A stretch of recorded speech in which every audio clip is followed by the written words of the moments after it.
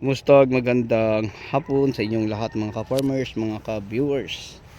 So, share ko lang sa inyo ang ating talong at saka ampalaya sa hapong ito. So, ito na po ang ating ampalaya, no? May mga paisa-isang bunga na pong malalaki. So, ang marami din yung mga ka-farmers, yung mga maliliit pa na bunga. So, yan. So kita natin no ang mga bunga magkabilaan na ganyan nakaganda. Karami kasama sa mga maliliit. Ayan na oh. Yan oh, nasa ilalim mo. So napakaganda tingnan mga ka-farmers oh. Ang bunga yan. So hindi lang natin makita no ng mayos. So ganyan mga ka-farmers oh, ang bunga po ng ating makikita sa ating ampalaya. So nakakatanggal po ng stress no pag ganyan.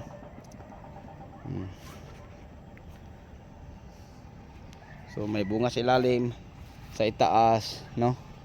So yun, napakaganda na pong pagmasdan.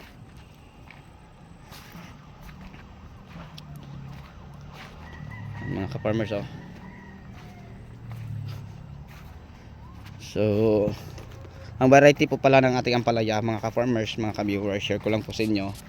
Ito po ay ang ampalaya ng Swiss Seeds Company na ang Galaxy Max F1. Napakadami ding mamunga mga ka-farmers. At subukan na po ito. So yun ang variety na ampalaya na magandang nating itatanim sa maulang panahon kasi matibay po siya sa tinatawag nating pamamarako o cracking.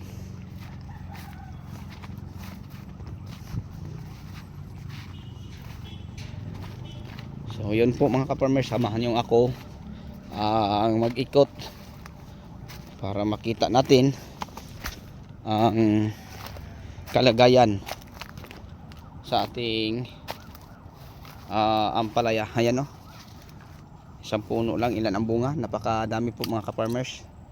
Yan, 1, 2, 3, 4, 5, 6, 7, 8, 9, mayroon pa sa dulo. So ganyan na ang ating mga makikitang bunga.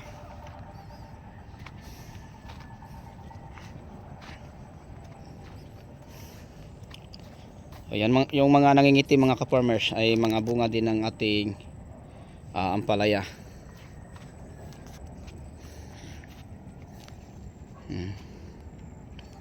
Yan po ang mga bunga.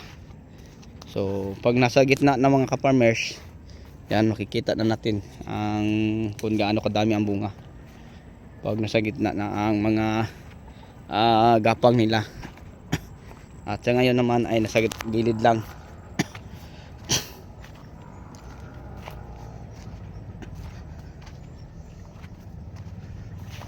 So yung gitna nagumpisa ng may mga bungang maliliit. So ang gagawin natin mga ka-farmers, ano natin yung mga nakasampay na mga bunga, no?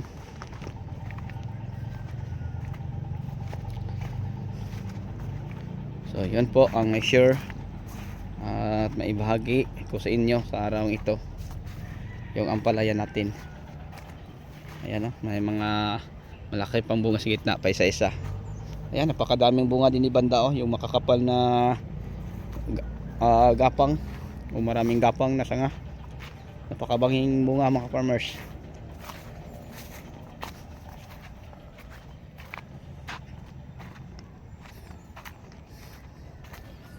So ngayon, punta tayo sa talong. Kasi ang mga bago nating tanim din mga ka-farmer, kamatis at saka talong. Ito ang ating kamatis oh. Napakagandang tingnan. Tapos doon banda ang talong. So tara, samahan niya ako para ipapasilip ko po sa inyo ang talong. So dito banda ang ating ampalaya.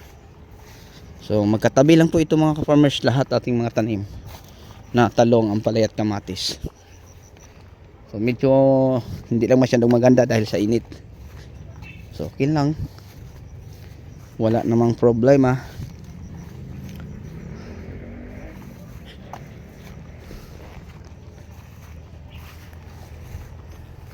Ito naman ang ating talong. So magkatabi lang po ito sa tanim natin na kamatis ang talong. Okay.